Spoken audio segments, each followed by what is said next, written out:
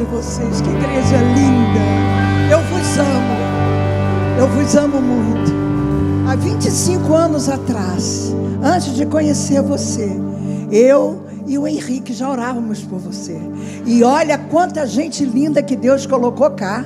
Meu Deus, mais bonito que o vovô Henrique, que a vovó Maroca. Dá um abraço em quem está do seu lado, bem forte, dá. Casalzinho lindo da vovó Mara. Podem se assentar. Eu também te amo. Nós também, minha linda. Como vocês sabem, nossos bispos, Bianca e Marcelo. Olha, queridos, o louvor hoje arrasou. Meu Deus do céu, né? Cada música, aquela música que a nossa portuguesinha cantou, que... Ai, Senhor, aquilo ali me acabou comigo sentada ali. E sabe, queridos, Deus tem promessas para o povo dele. E quem é o povo dele aqui? Levanta a mão. Olha, eu estou a viver uma promessa do Senhor. Um dos meus netos, ontem, entrou na faculdade nos Estados Unidos para fazer teologia.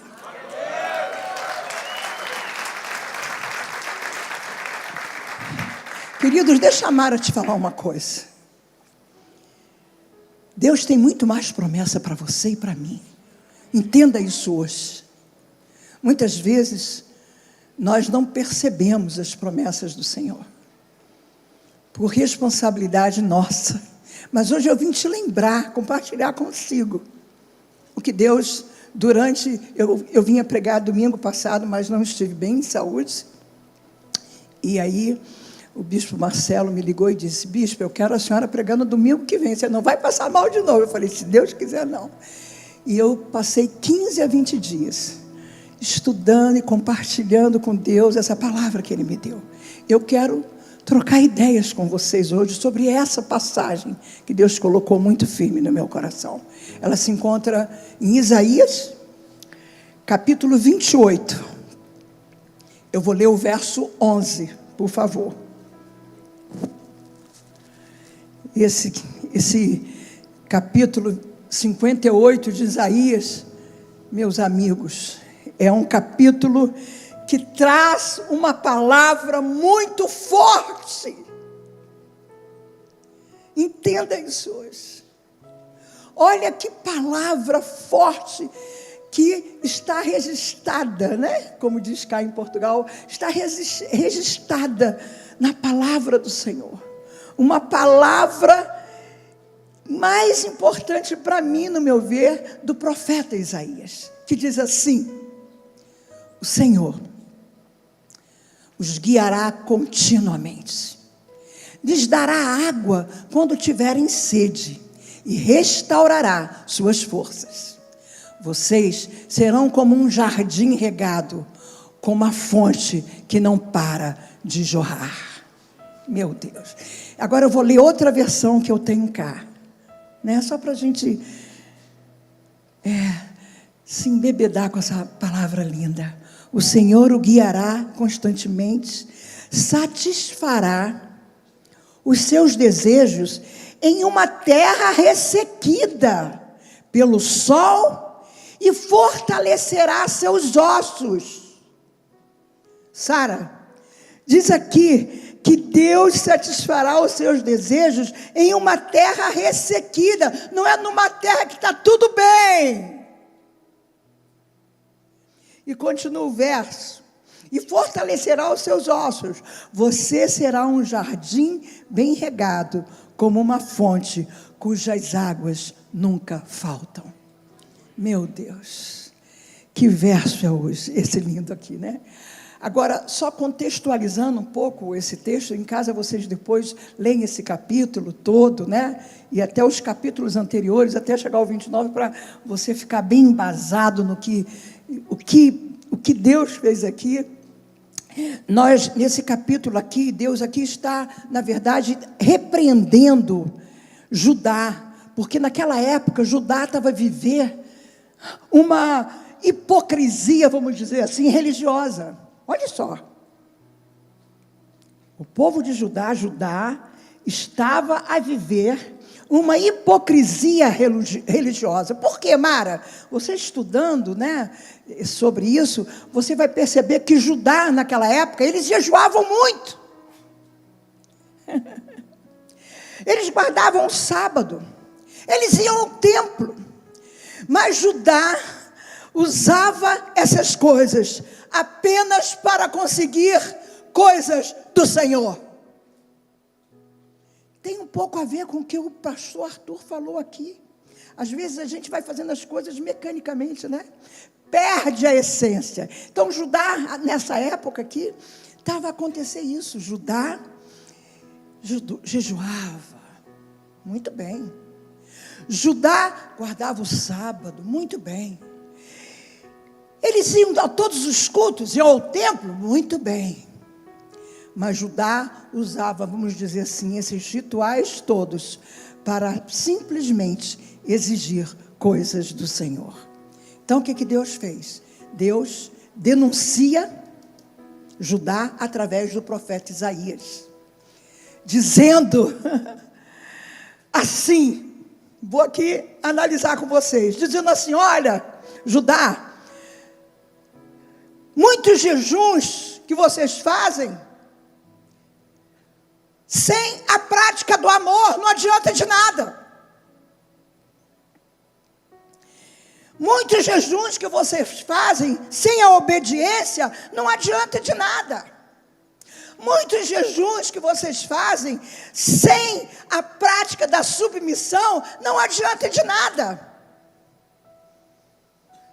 Interessante, né? Uma observação aqui que eu fui pesquisar, ler algumas coisas sobre submissão, porque infelizmente hoje nós percebemos que quando o indivíduo, o ser humano, ele não tem assim interesse em estudar a palavra do Senhor, em buscar, né, ler, se informar, né, não é repetir, não é ouvir o que o outro disse e não ir pesquisar, não, tem que ir fundo para ver se aquilo bate com o que Deus diz. Então, eu fui observar que uma informação importante, a submissão no mundo é colocada como o quê? Né? Principalmente na área do casamento, né? Submissão, a mulher tem que ser submissa ao homem. Onde já se viu isso, né? Assim que hoje o povo fala.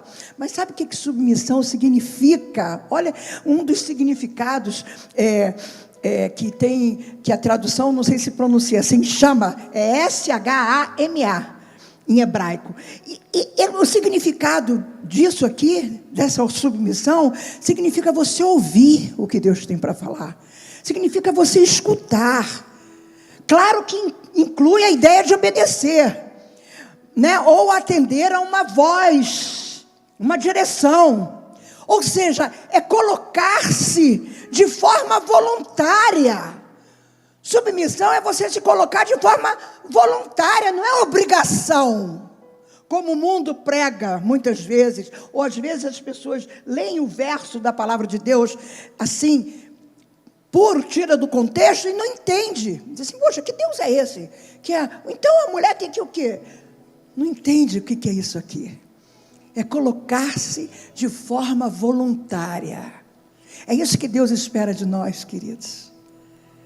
Isso em relação, né, no texto, vamos dizer assim, no texto original do hebraico antigo, né, e na cultura, a relação conjugal ou a relação social, ela apontava para uma cooperação, para uma aliança, eram papéis complementares e não para uma anulação pessoal.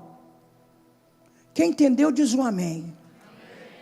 Só que hoje as pessoas, que coisa interessante, como nós somos complicados, ou entendemos errado, ou então, o pior, é que muitos líderes, às vezes por ignorância, que só pode ser, né? Ou então porque o seu ego ainda não foi transformado, prega a vida conjugal da submissão de uma forma errada. Você concorda com a Mara? Como eu já vi muitos pastores fazerem. A mulher tem que ficar calada, tem que ser submissa. A gente vê isso até em outras culturas, até em pessoas, em outras religiões, que não tem nada a ver com o cristianismo. Vocês estão a entender? Só que você pesquisando no hebraico, a gente vai vendo isso, quando a gente vai entendendo melhor a palavra do Senhor. E então, é interessante, né? O povo, Deus não queria jejum sem a obediência. Não queria o jejum sem a submissão. E Judá não fazia assim. Ele fazia aqueles rituais naquela época só para impressionar a Deus. Deixa eu falar uma coisa para você, querido. O que impressiona o nosso Deus é a nossa sinceridade de coração. O que impressiona a Deus é quando você tem de verdade um coração quebrantado. Um coração verdadeiro, né? E você, lendo a história daquele povo naquela época, você vê que o povo, eles rasgavam as suas vestes. Rasgavam as vestes, mas não rasgavam o coração. O que adianta você rasgar a aparência, mostrar isso e não rasgar o coração? Eles faziam cultos, mas não viviam a devoção. Olha que loucura. E infelizmente, muitas vezes hoje se repete a mesma coisa. Você concorda com a Mara? Então isso era o que eles viviam naquela época. Por isso que o profeta Isaías chegou lá e, meu Deus, falou tanta coisa fantástica. E Judá naquela época, eles pregavam muito sobre a lei. Mas interessante, não viviam a lei. Jejuavam muito, como eu disse aqui, mas não se quebrantavam. E o texto mostra algumas promessas para Judá, que foi com o texto que eu comecei, com verso 11. Então aquele texto, ele afirma assim, que essas promessas só seriam cumpridas se aquele povo deixasse de viver na hipocrisia. As promessas do Senhor só são cumpridas na nossa vida, queridos, se nós deixarmos de viver na hipocrisia. Judá, infelizmente, esqueceu que toda a promessa estava ligada com a obediência. É como o Arthur falou, a obediência é a chave que abre a porta das bênçãos de Deus para a nossa vida. Obediência é a chave que abre a porta das promessas de Deus para a sua vida e para a minha. Você pode dar uma salva de palmas ao Senhor?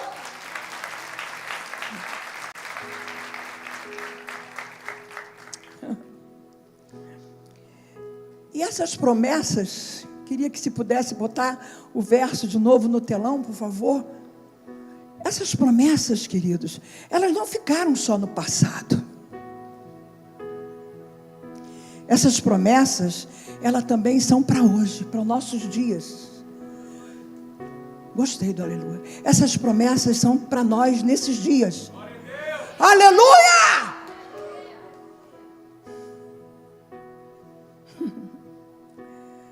E olha o que o verso diz lá, na primeira linha, na primeira oração lá, né, na primeira frase, oração que eu digo na primeira frase. O Senhor te guia continuamente. O Senhor os guiará continuamente. Está ali, queridos. Olha que coisa fantástica. Sara, olha o que diz a palavra. O Senhor te guiará continuamente. Sabe o que isso significa, amigos? Isso fala sobre que Deus, quem dá a direção é Deus. A direção é de Deus. Olha, deixa eu te falar uma coisa. Deus não aponta nada. Vai para aqui. Não, Deus não aponta. Deus nos guia, Ele vai na frente. Isso é sério. quem guia vai na frente. Deus não aponta, não diz para o fofinho ali, ó, valeu, não. Deus vai na frente, Ele vai abrindo os caminhos. Sabe por que Ele guia? Porque quem guia conhece o caminho. Quem guia conhece o caminho. Quem guia conhece o caminho. Quem guia, ele tem a melhor visão do caminho. Você concorda com a Mara? Eu sou testemunha viva disso. Um dia desse me perguntaram, né? Ô Mara, você hoje está, né? Hoje você passou o bastão para sua filha, para o seu genro. E aí? Você se arrependeu de ter vindo para cá? Olha só, eu ri. Disse assim, querida, eu vim para cá porque Deus veio na frente. E agora são vocês. Então quem guia vai na frente. Quem guia tem a melhor visão.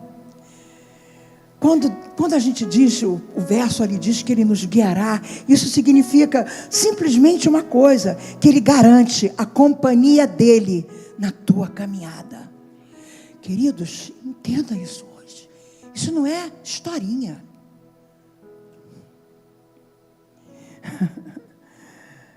Nós nunca seremos solitários na caminhada, porque Deus está sempre conosco. Isso é promessa. Isso é promessa. Isso é promessa. Aí depois o outro pedaço lá do verso diz lá, ó: fartará a tua alma em lugares secos. Fartará a tua alma em lugares secos. Ou seja, Deus aqui está falando sobre qual é a promessa. Ele fala sobre provisão. A provisão vem dele. Não interessa se o caminho está seco, Ele vai prover sempre na tua família, na tua vida. É promessa, Sara, nossa terra.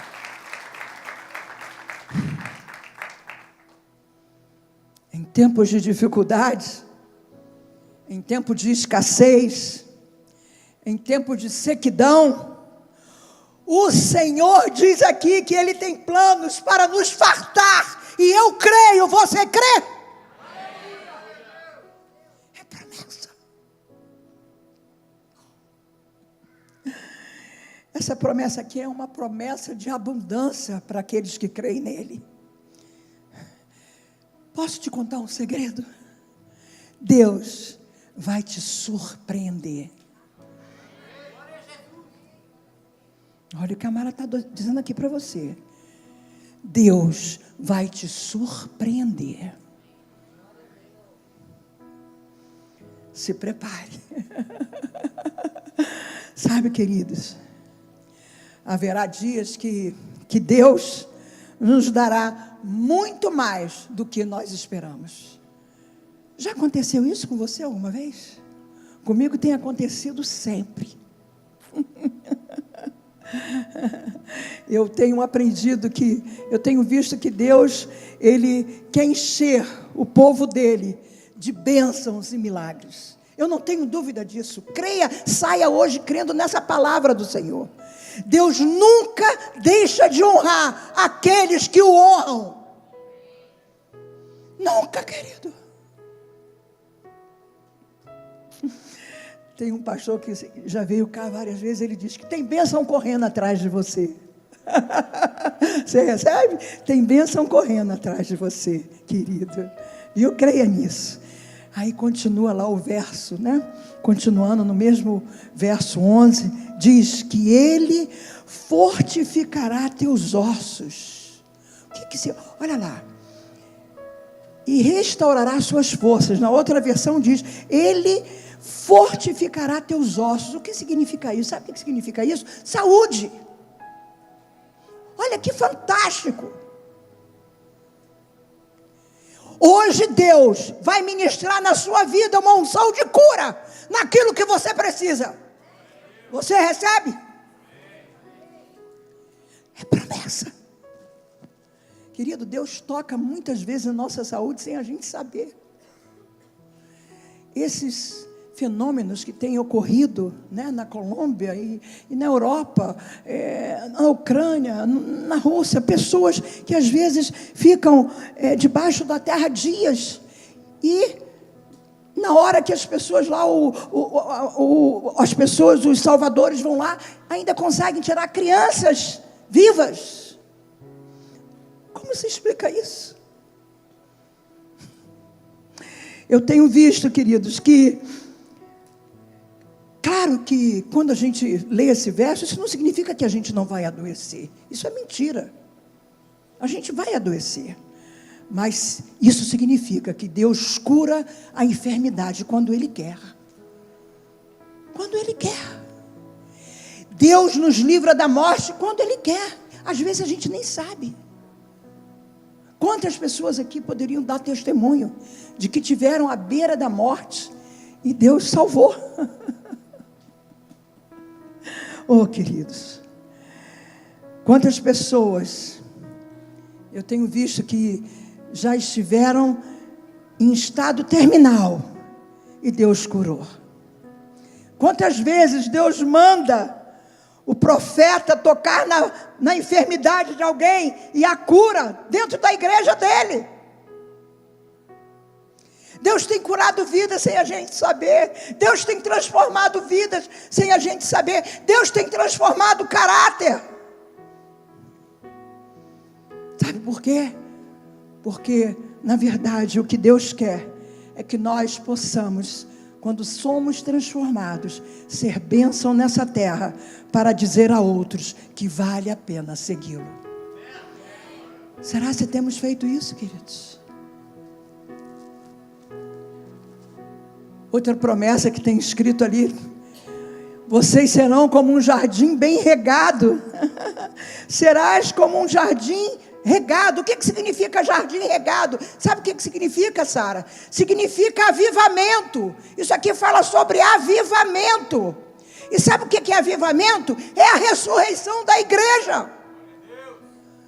Como é que é, Mara? Avivamento significa ressurreição da igreja. E o que significa isso na prática? Ressurreição da igreja. Um cristão avivado, ele abençoa. Um cristão avivado, ele contagia outras pessoas. Um cristão avivado não precisa insistir sobre o amor para ele saber amar mais.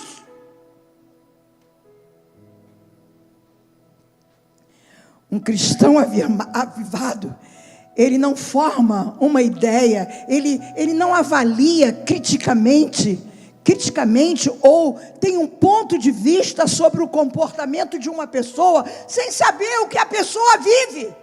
E infelizmente, muitas vezes a igreja não tem vivido essa ressurreição, não tem vivido esse avivamento.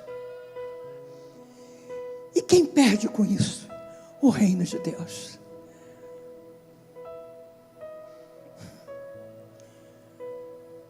Quantas vezes eu não sou uma cristã avivada? Quantas vezes eu estou num lugar e vivo um avivamento hipócrita, como Judá viveu? Venho ao culto, até jejum, rasgo as minhas vestes, todo mundo vê, mas chega na hora da prática de dentro, de não julgar, de não analisar o outro pelos seus olhos, porque a gente não sabe de nada. A gente não tem nada de avivamento. A gente tem de pecamento. Se é que essa palavra existe. E com isso o reino perde. Muitas vezes julgamos com base em algo que está fora do nosso conhecimento. Você concorda com a Mara? Nós temos que parar com isso. Nós julgamos às vezes com base em algo que eu não tenho conhecimento do que está passando naquela vida, do que a gente julga. Se a pessoa está com uma roupa bonita, meu Deus, e já viu o preço da bolsa dela, mal sabe se ela ganhou aquela bolsa. Caramba!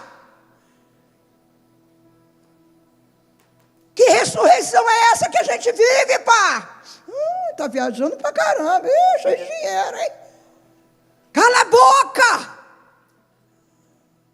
Você está falando de coisas que você não sabe. Se aquela pessoa ganhou, se ela pode, é problema dela, não é teu.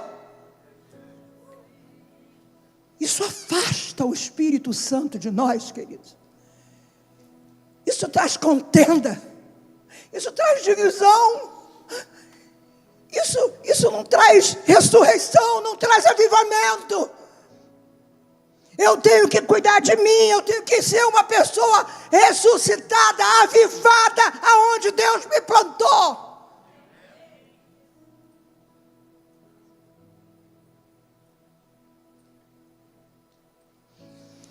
Um cristão avivado,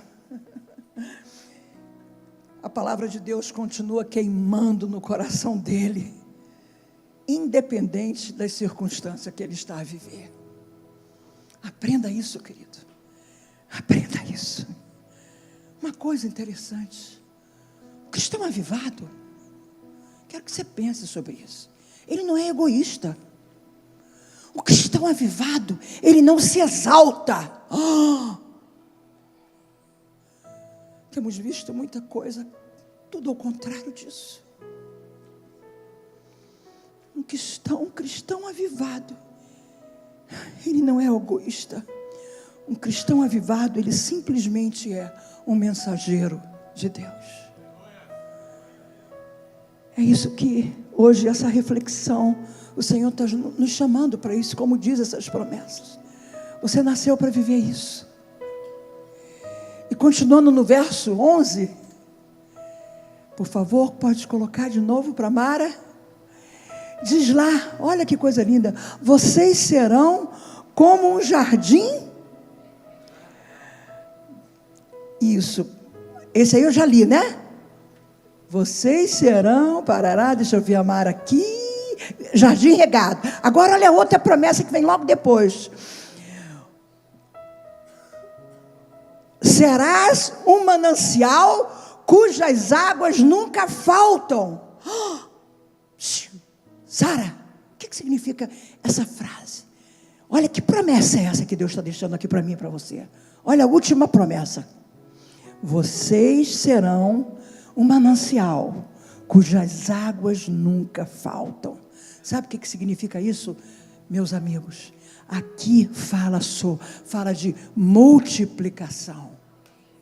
Agora escuta, isso aqui é muito sério. O que Deus, esses 20 dias, me pegou pesado com a Mara.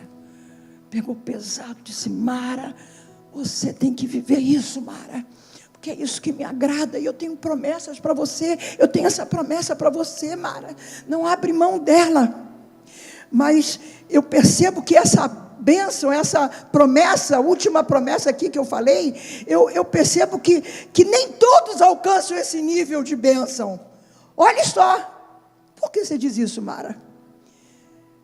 Nem todos alcançarão esse nível, sabe por quê?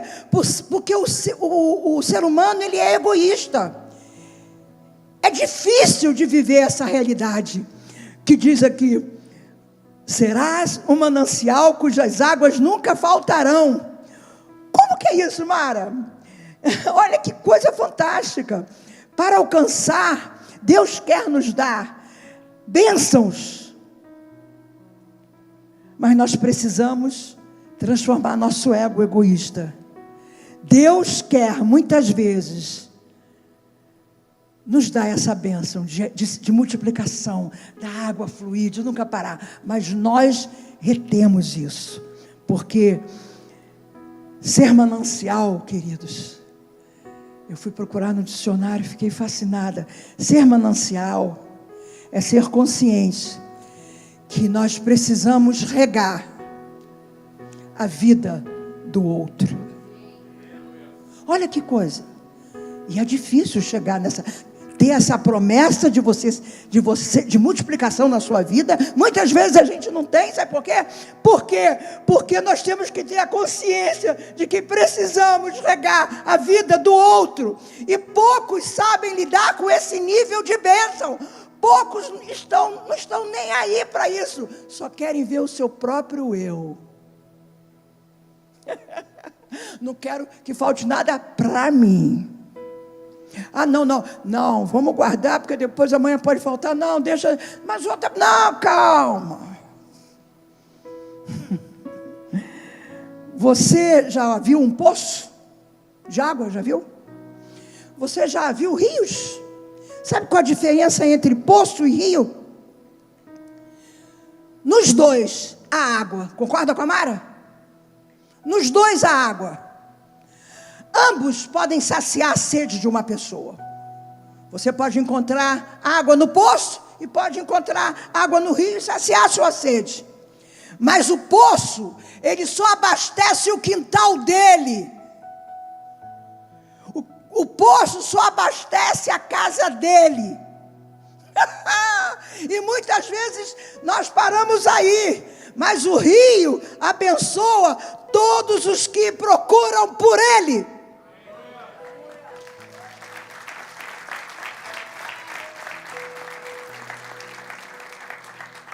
O rio, olha que coisa.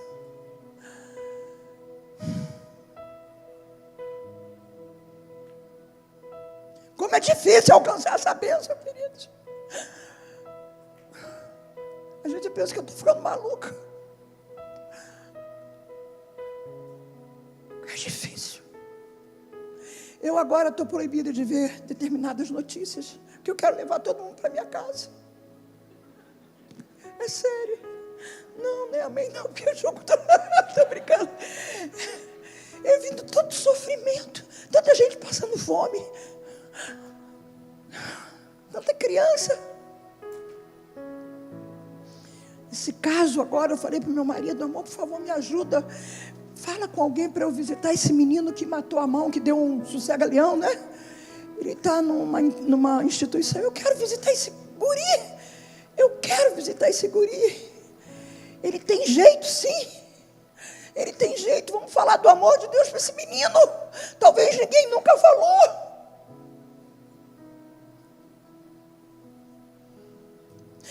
Só que essa bênção aqui só alcança quando você tem um poço, você abastece só a sua casa. Mas o rio abençoa todos os que procuram por ele. E olha que coisa fantástica. Veja o que a palavra de Deus nos revela. Eu vou... a Bíblia relata, você deve lembrar, relata que Ismael, filho de Abraão, com H, ele tinha um poço. Olha só. Você já deve ter ouvido essa história da Bíblia. A Bíblia relata que Ismael, que foi filho de Abraão, com H, ele tinha um poço. Esse Ismael, ele se tornou um flecheiro. O que é isso? Ele só aprendeu a defender o poço dele, dos viajantes. Esse Ismael tinha um poço. Quando os viajantes queriam atacar, ele era flecheiro, ele salvava, defendia o poço dele. Ninguém chegava perto do poço de Ismael para beber água, porque ele não deixava, ele tacava a flecha. Então a gente chega à conclusão, analisando, interpretando, que Ismael era extremamente egoísta. Preste atenção. Já Isaac, ele também tinha um poço. Você estudando a história de Isaac, lá vendo os capítulos, lá os textos do Velho Testamento, Isaac também tinha poço. Só que Isaac, ele não era flecheiro. Isaac não aprendeu a ser flecheiro. Isaac aprendeu, sabe o quê? A cavar poços. Todo mundo sabe disso, quem já estudou um pouco a palavra. Isaac aprendeu a abrir poços. Isaac cavava poços até no deserto, gente. Olha que coisa. O que acontecia? A Bíblia diz que ele abria poço e dava água. Abria um poço e dava água. Mas sabe o que acontecia? Chegavam os vizinhos e diziam: epa, ô Isaac, o caso é o seguinte, a terra é nossa. E Isaac era expulso. Escute. Sabe o que Isaac fazia? Isaac não brigava pelos poços que eram roubados. Que interessante. 3 vezes roubaram poços de Isaac. 3 vezes, você estudando, fazendo estudo sobre isso, você vai ver. 3 vezes Isaac foi expulso. E no 4º poço, a Bíblia nos relata que ele abriu o poço e não deu água. Todo dia o empregado dele dizia: Senhor, não encontramos água. Senhor, não encontramos. Isaac não ficava nem um pouquinho desesperado. Olha só. E você estudando Gênesis 26, diz lá, a Bíblia relata um acontecimento fantástico. Abimeleque, que foi o primeiro homem que roubou um poço de Isaac, vai estar com Isaac. Abimeleque, que já tinha roubado um poço de Isaac, vai um dia estar com Isaac. Aí Isaac não guardava mágoas, deve ter conversado lá, o texto lá, Gênesis 26, você depois leia. Abimeleque elogiou ele, quis fazer uma aliança com ele. Isaac, muito tranquilo, não guardava mágoas, né? Conversaram. E sabe o que Isaac fez com Abimeleque? Isaac oferece um banquete para Abimeleque. Escute, Abimeleque foi o primeiro homem que roubou um poço dele lá atrás. Imagina, você pegar um bandido, uma pessoa que te traiu, um safado, e ele vai na tua casa e você oferece um banquete. Caramba, que exemplo que Isaac nos dá aqui. Alguém que te roubou. Mas sabe por que Isaac fez aquele banquete para Abimeleque, queridos? Muito simples. Porque ele tinha a promessa de ser um manancial de águas na vida dos outros. Misericórdia. Uau! Que palavra! Eu chorei muito quando eu estudei isso. Quero chegar nesse nível, Senhor.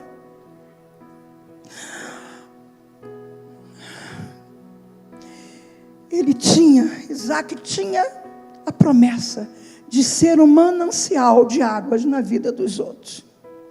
Queridos, sabe o que a Mara tem aprendido? Que quem tem promessa não guarda amargura. Quem tem promessa não guarda amargura. Quem tem promessa não chora miséria.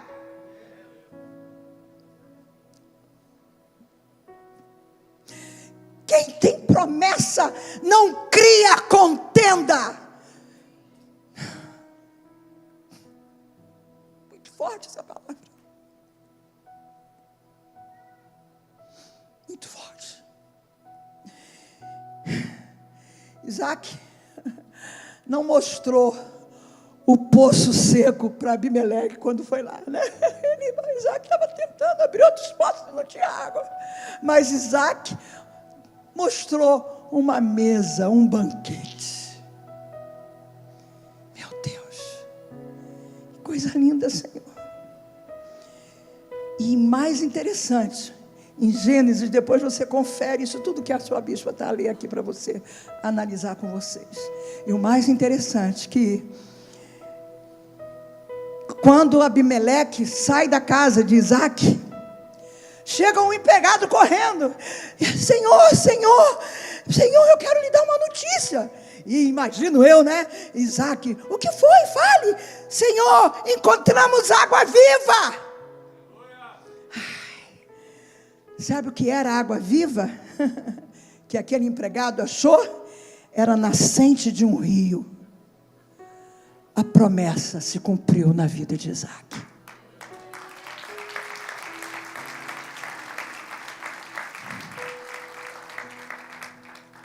Muito forte, queridos.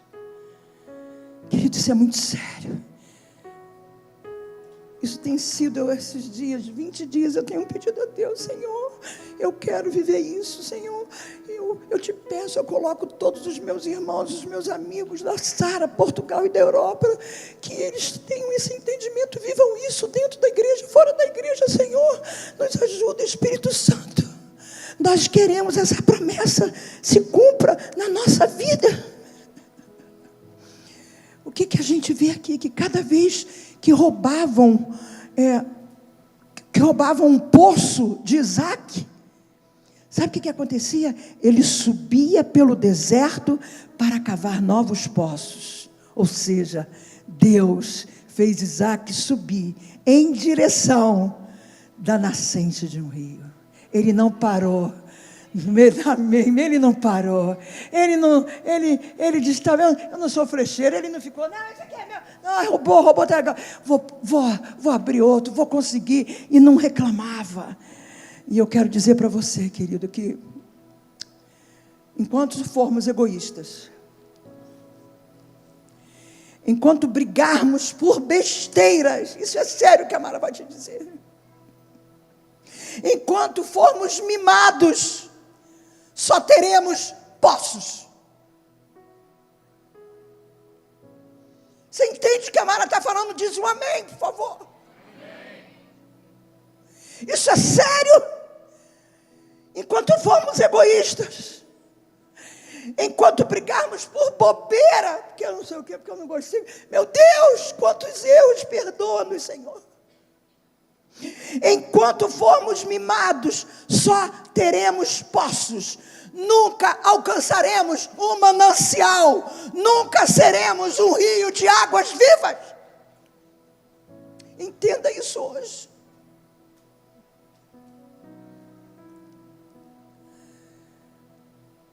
Mas quando nos tornamos um abençoador, oh meu amigo, ninguém te segura. Quando nos tornamos abençoadores, quando nos tornamos abençoadores, podemos esperar sim os milagres de Deus na nossa existência. E esse é o nível. Esse é o nível que eu venho refletir hoje com vocês, que nós vamos alcançar, amém? Nós vamos ouvir a voz de Deus dizendo para mim e para você. Você vai ouvir esses dias, querido. Escuta o que a Mara está te falando. Você vai ouvir a voz de Deus dizendo assim: filho, filha, você é para mim um manancial de águas vivas. Você vai ouvir isso. Sabe, queridos, eu sou uma mulher muito rica. Se eu nunca tinha te dito, eu estou te dizendo hoje. Eu sou uma mulher muito rica. Porque eu tenho esse manancial de água viva. E tudo multiplica. Não é por causa de money no banco, não. Desculpa lá, rapaz. Claro que eu trabalhei a vida toda, sou uma profissional, fiz faculdade, fiz mestrado, fiz uns 4 pós-graduações, mas nada, desculpa, tudo bobeira, não é que é bobeira, tem que estudar sim, pelo amor de Deus, estou brincando, mas nada, mas o que eu entendi é que eu nasci para ser uma abençoadora. Porque a promessa de Deus é clara. Deus chegou o nosso tempo de multiplicação para a nossa vida. Você recebe? Chegou o tempo de multiplicação para a sua vida. Bota lá de novo o verso 11, por favor, meu amor. Bote o verso 11, por favor.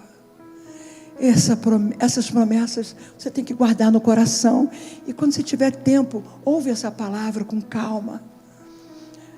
O Senhor os guiará continuamente. Está ali. Fartará a tua alma até em lugares áridos. Você não vai esquecer disso. E fortificará os teus ossos. Serás como um jardim regado. E como um manancial cujas águas jamais faltam. Está aqui, queridos. Essa promessa é para você hoje. Eu vim trazê-la para você.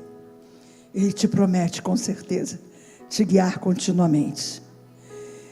Ele sempre vai te dar direção, tanto nos momentos bons, como nos momentos difíceis, como no momento de confusão, como no momento silencioso, que parece que Deus não está a prestar atenção e Ele está.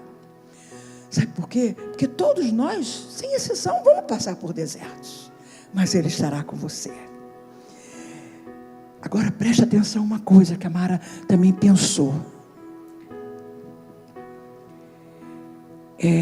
É curioso a gente perceber que muitas vezes o deserto existe, mesmo quando está bem tudo ao nosso redor. Às vezes tudo parece bem ao nosso redor, mas às vezes o deserto existe. Às vezes há pessoas que estão cercadas de oportunidade, mas por dentro estão ressequidas. Então preste atenção nisso. Não permita com que sua alma fique ressequida. Esteja de olhos abertos para as oportunidades. E eu percebo também que há outras pessoas que enfrentam lutas enormes, mas continuam cheios de vida. E é esse o lugar que Deus te chamou para viver.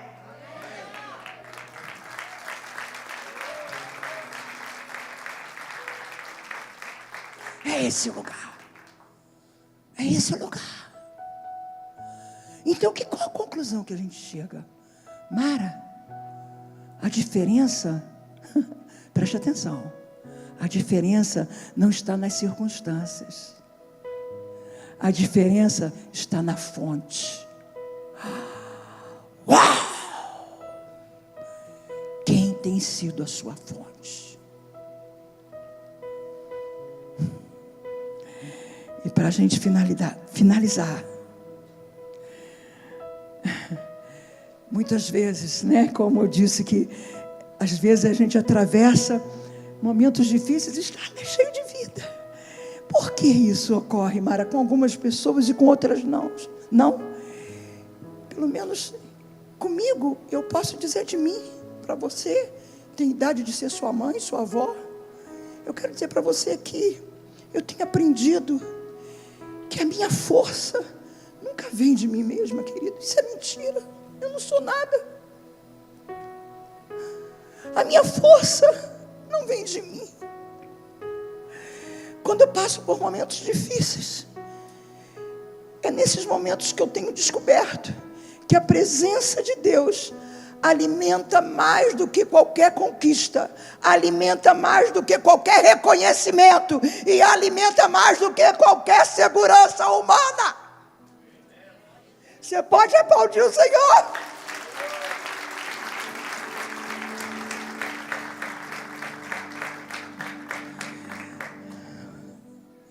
Quero terminar com uma oração. E depois eu vou chamar o pastor Arthur para dar a bênção. Você vai dar a bênção, tá? Precioso. Não deixe a sua esperança mudar conforme as circunstâncias. Lembra das promessas que Deus tem para você. Há uma fonte interior que continua fluindo, porque Deus nunca deixa de derramar a graça dele. Deus nunca deixa de derramar a graça dele sobre a sua vida. Amém? Vamos ficar de pé que eu quero orar por você.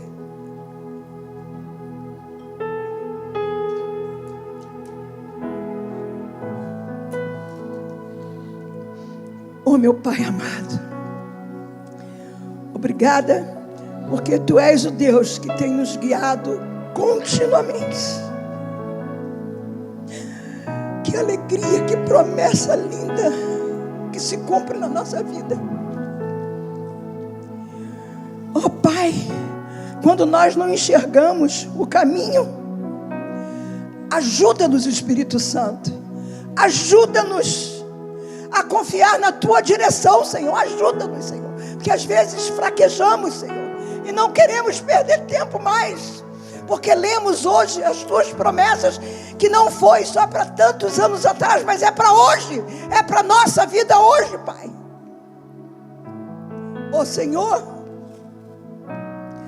quero te pedir que nos dias de sequidão, nos dias tristes, sacia a nossa alma, Senhor, com a tua presença, Pai, em cada um aqui, em cada família. Sacia com a tua presença, Pai. Sacia com a tua presença, porque só a tua presença nos basta, Senhor. Oh Pai, só a tua presença nos basta. E fortalece, Pai, o que está fraco dentro de nós. Fortalece, Pai. Nós nos abrimos hoje aqui a Ti, porque Tu és o nosso Deus. Fortalece aquilo que está fraco. Pai, nós te pedimos que nunca nos falte a água do Teu Espírito, e que a nossa esperança permaneça firme em Ti. Nós te oramos e te pedimos isso no nome precioso que está acima de todo nome, que é o nome de Jesus Cristo. E a igreja diz: amém. Aleluia.